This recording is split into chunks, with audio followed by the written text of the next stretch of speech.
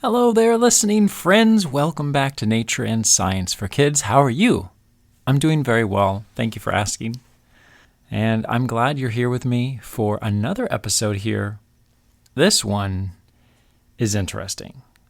I'm going to get started with some questions before we go to our theme song, and then I'll introduce what this episode is about. Taken from rainforestalliance.org, I'm going to share some characteristics about this thing, and you try to guess what it is.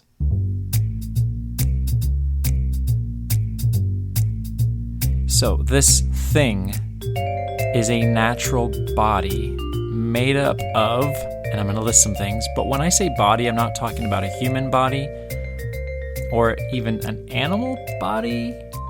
Don't lose me. It's a mixture of these things. So it's a natural mixture made up of minerals, air, water, organic matter, and living organisms.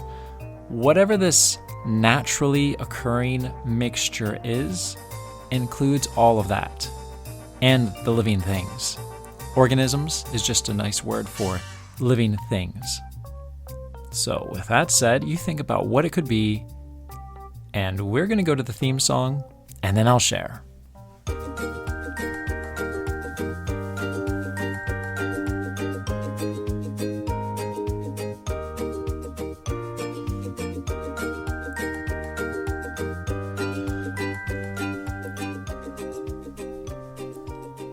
All right, listeners, now is the time to share that it's dirt.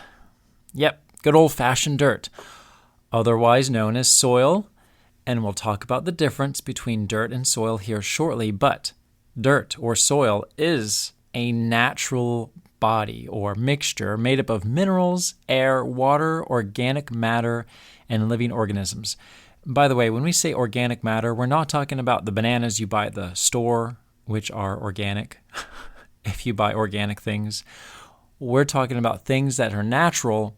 They die, and then they become a part of the soil. We mentioned in a previous episode that something that is living is a biotic factor. Things that have died, that used to be living, are also biotic factors.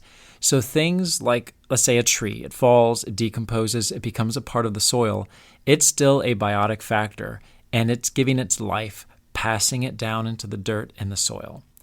So let's get this question out of the way early on. What is the difference between dirt and soil? If I were to ask you, what might you say? What in the world would you say? What's the difference between dirt and soil? Well, I'm looking at the Rainforest Alliance, rainforestalliance.org, which I feel like is a pretty nice place to get some answers about this. And when I look there in the article that's entitled 7 Fascinating Facts About Soil, the author says that dirt is soil, but it's just in the wrong place. If it's out in the lawn where it's supposed to be, and there are earthworms moving through it and all that jazz, that's soil. But once it gets on your shoe and you track it in the house, and then your family gets flustered because there's mud on the floor again or dirt, well, then it's dirt. It's in the wrong place at the wrong time and has to be swept out. It's no longer helping the worms. It's no longer helping the grass, the trees, any of that. It's just a nuisance. That's dirt. Soil and dirt are kind of the same thing, but it depends on where they are and what they're doing. There you go. Soil and dirt. So I'm going to share some facts, though, about soil. But let me share some facts here about soil, which are incredible for such a seemingly basic topic. Wow, almost mind-blowing. Let me share some things here. If I were to ask you how many different types of soil are in the United States, how many would you say? Before I tell you the answer, I'm going to share with you what I might say. I would say maybe 300. 300 types of soil. I don't know. Who goes around counting soils? There can't be more than 300, right? Wrong.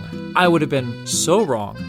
70,000 different types of soil in the United States. Who is counting? Who's keeping track of all the different types of soil? That's incredible. Well, good job to whoever decided to count all those different types of soils. Now we have that amazing fact, 70,000 types. This one is even more mind-boggling. Imagine a standard kitchen spoon, not the small one, but a large one. If you have two different sized spoons, the larger one is roughly the size of a tablespoon. If you've ever helped make brownies or cookies or bread or any sort of baking, you've probably used a tablespoon. That's roughly the size of a large spoon in your kitchen drawer. 1 tablespoon of soil. So imagine going out and scooping up some soil from your yard. 1 tablespoon of soil has more organisms, aka living things, in that tablespoon of soil than there are people on Earth. Gadzooks. Wow. Do you know how many people there are? I think there's around 8 billion people. That means there are more than 8 billion, with a B, organisms, aka living things, in that little scoop of soil. I feel like there must have been an error calculating this. Who counted? Who counted? As if 70,000 weren't enough. We're looking at over 8 billion. That's remarkable. And just a spoonful. So soil must be very critical to have so much life in it. There are 5,000 different types of bacteria in 1 gram of soil. 5,000 types. 15 tons of dry soil pass through 1 earthworm each year. That's a lot of soil. That's a lot of eating and regurgitating and passing along through the worm. By the way, speaking of earthworms, in 1 acre of cropland, corn, wheat, whatever, they estimate that you can find in that acre 1,400,000 earthworms. And again, I'm wondering who has taken the time to count. You know what they actually do, listeners? They don't count every single individual. They count a small section, and then they estimate. Based on that, they can average out how many there are. So they're not really counting 70,000, 8 billion, 1,400,000. They're counting individuals in a small area and then multiplying that over the whole area. It's a really clever way of finding out averages. Now, 2 more facts here, actually 3. Soil needs about 4,000 gallons of water to produce 1 bushel of corn. Now, I looked up for you. How much is a bushel of corn? A bushel of corn is about 56 pounds. That's big. That's large. That's a lot of corn. That's a really big. When I imagine a bushel, I imagine a little basket. This is a big thing of corn, 56 pounds. That might weigh as much as some of you. How much water does soil need to produce 1 bushel of wheat? A bushel of wheat, by the way, is 60 pounds, just a little bit more. I don't know who came up with these numbers, but somebody did at some point. It needs 11,000 gallons of water. That may sound like a lot, but do you know how much water is required to produce 1 pound of beef?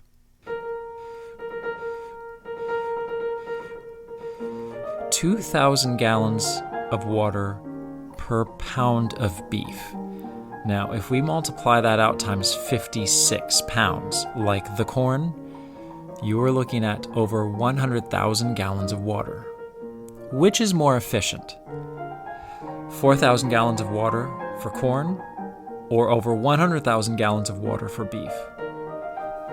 So interestingly, a vegetarian diet will require significantly less water than the average non-vegetarian diet. So that's something to think about. Next time you go to look at a meal, that salad probably required significantly less water than a steak or beef jerky or any other meat product. Now, with that said, I've been thinking about matter. I teach physical science here to my high school students, and one of the laws that we've studied is that matter is not created nor destroyed. It's just converted from form to form. The same with energy. Energy is not created nor destroyed. It's just converted from form to form, transferred from form to form. Where did all the soil come from on our planet? Well, since it's a mixture of trees and plants and air and water, that makes sense. It's a mixture of those things, but it also comes from rocks which have been broken down. So then we ask, well, where did the rocks come from? Where did all the material on our earth come from? If matter, if material, if stuff can't be created or destroyed, where did it come from? The simplest answer is that it was given to us by God. To me, just thinking about that alone is more evidence to suggest that we were not created by accident, but with intention, with design. So next time you're playing in dirt, soil, sand, think, this was a gift. This was not an accident, because matter cannot be created nor destroyed. It had to come from some original source. But now, listeners, it's time for a mystery sound. Please listen and guess what this is.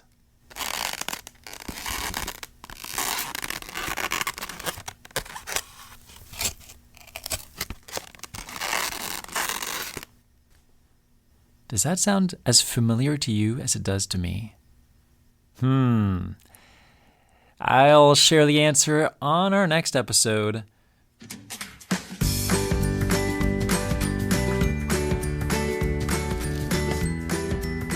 And now we have some birthday shout-outs on this fabulous episode about soil.